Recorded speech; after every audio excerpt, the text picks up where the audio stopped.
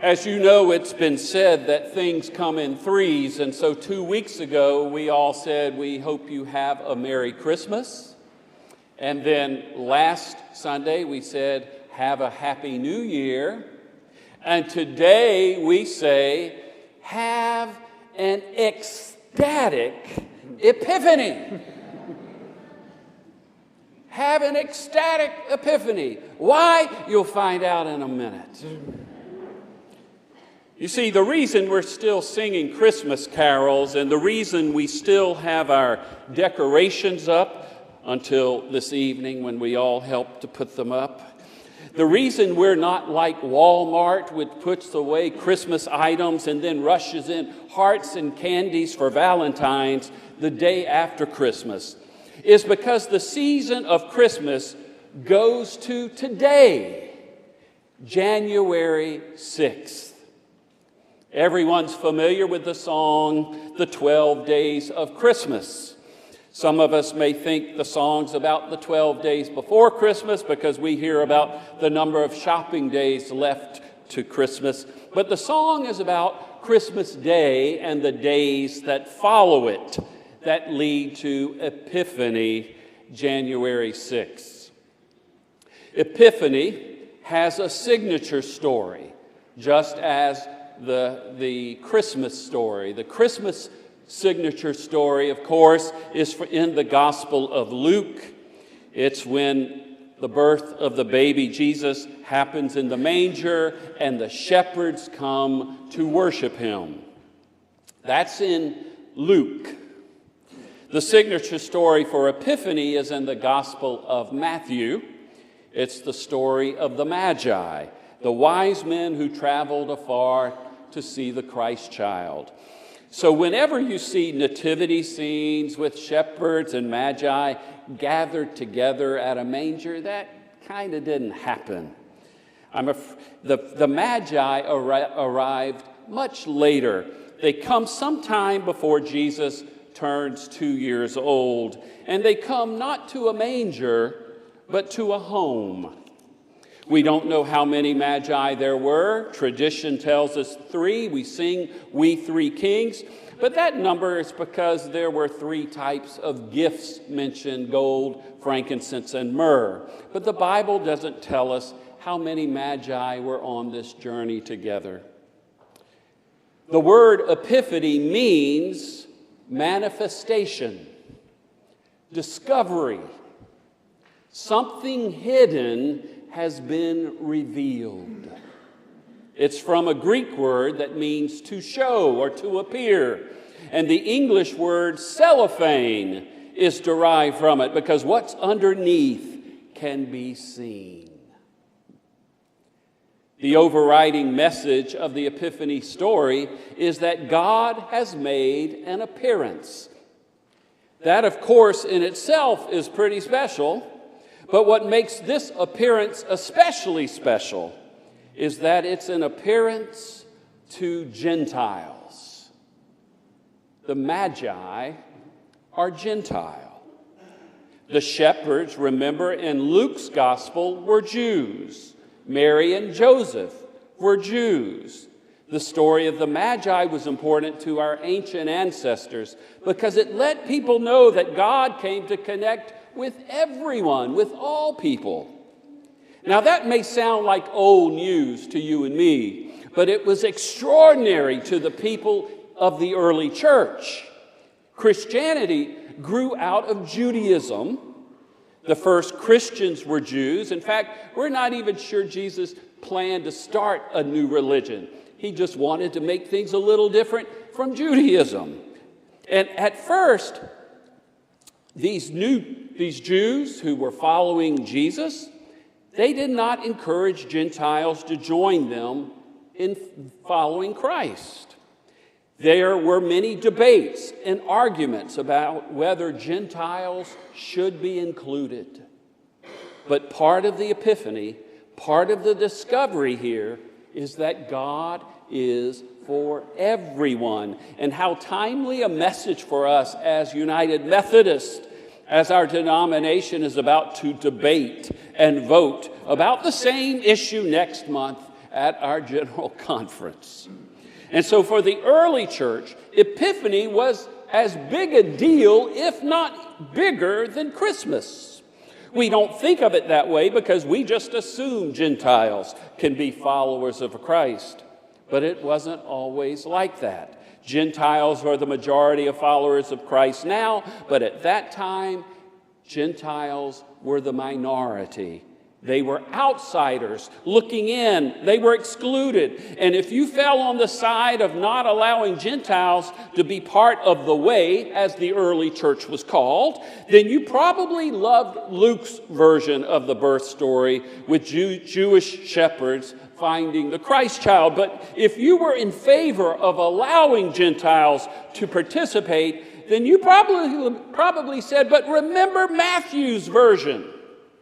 Remember Matthew's story. It talks about the Magi. The Gentiles discovered the Messiah too. The Gentiles worshiped him too. And so it's a story that should be told year after year. For the writer of the Gospel of Matthew introduces Jesus by way of a story that shatters religious tradition and brings strangers, outsiders, into the spotlight.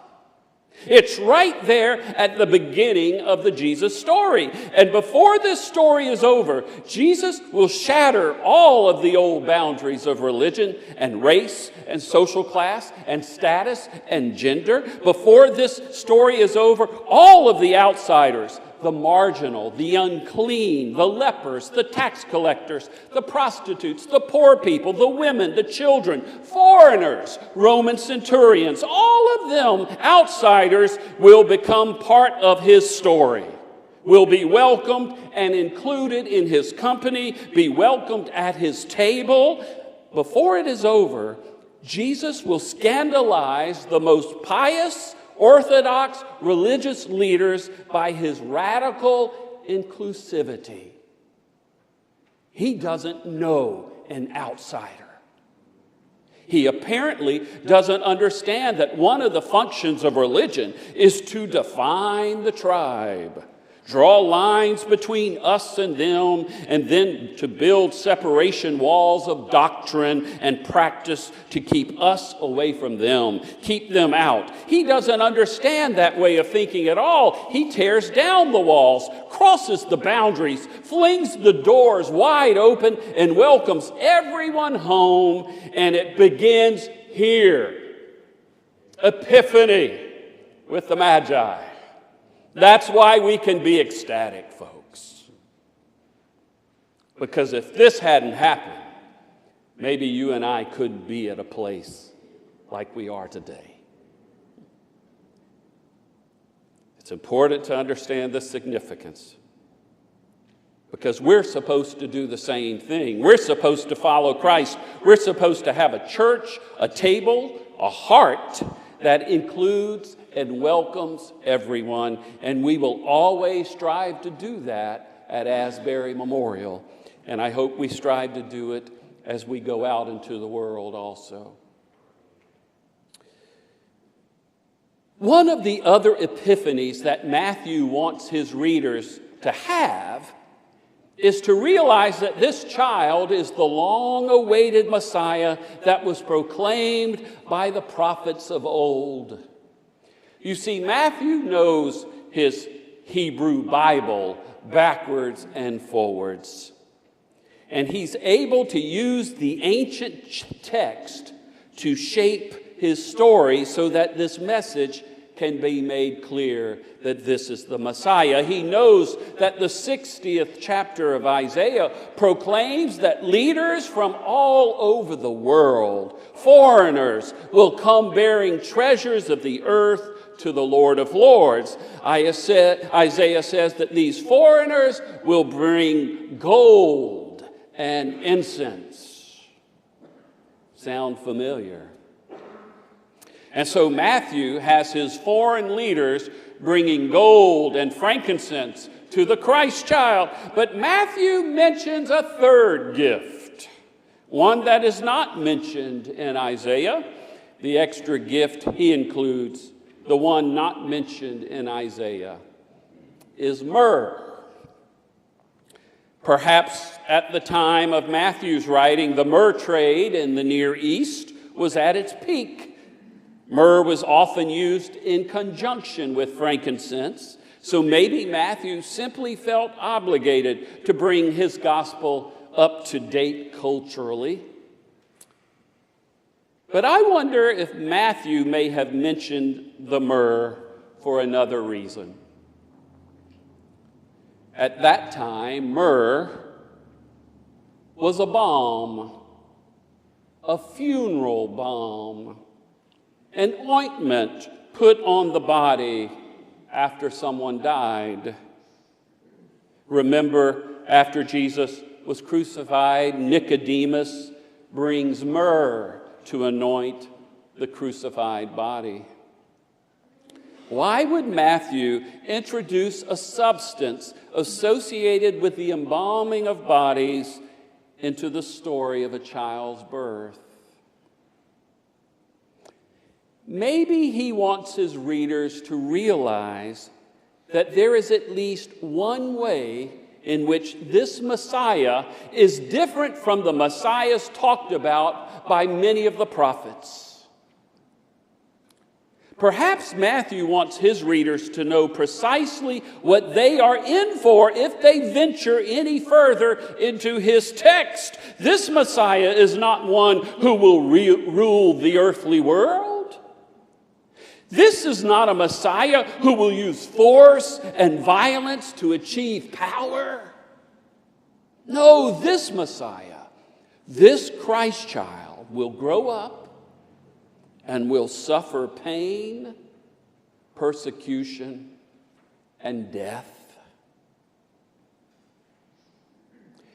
Shakespeare said the play's the thing, and I think what Matthew is trying to say to us in this story is the myrrh's the thing. The myrrh lets us know that this Messiah is like no other. The myrrh reveals a God who is willing to suffer in solidarity with humanity.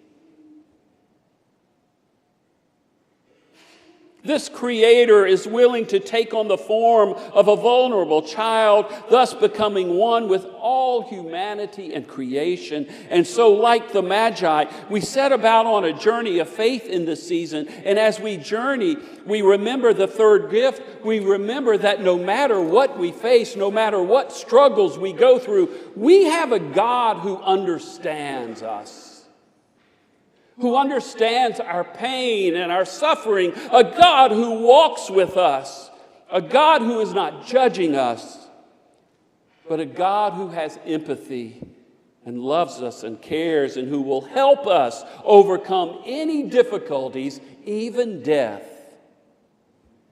A God who resurrects from the dead, and a God who always offers us new life. Always. That's why we should be ecstatic.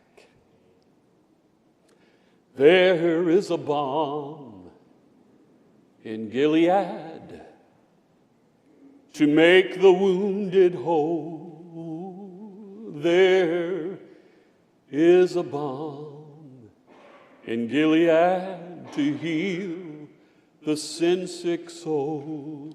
Sometimes I feel discouraged and think my work's in vain. But then the Holy Spirit revives my soul again. There is a balm in Gilead to make the wounded whole. There is a balm in Gilead to heal the sin-sick soul.